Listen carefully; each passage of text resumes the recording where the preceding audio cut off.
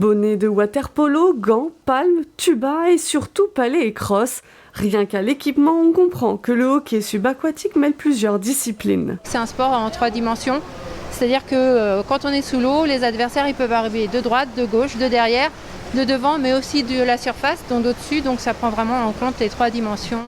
Ce sport collectif trouve ses origines dans les pays anglo-saxons. Au Chennai, les hockeyeurs s'entraînent 2 fois par semaine. 2 équipes de 6 joueurs s'affrontent dans l'eau en demi-temps de 15 minutes. Le but du jeu est de pousser le palet au fond de l'eau jusqu'à une rigole en fer qui représente les buts. Et c'est à peu près les mêmes règles que le hockey sur glace. Et c'est un sport qui s'apparente aussi beaucoup au rugby. Sport de contact, le hockey subaquatique a vu sa technique progresser au début des années 90. C'est un sport, je trouve, hyper complémentaire. On fait du sport, on fait de l'apnée, c'est physique et aussi c'est un esprit d'entraide parce qu'on est en équipe. Et du coup, c'était un peu tout ça à côté qui me plaisait bien.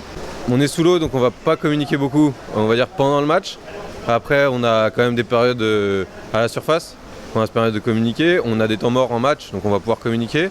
Après, ça va être, à force de jouer avec notre équipe, on va savoir comment se placer avec les gens, comment jouent certaines personnes. Et après, ça va être le jeu d'équipe qui va être primordial. Apparue pour la première fois dans l'Hexagone à Montauban en 1968, la discipline connaît ses premiers championnats du monde en 1980.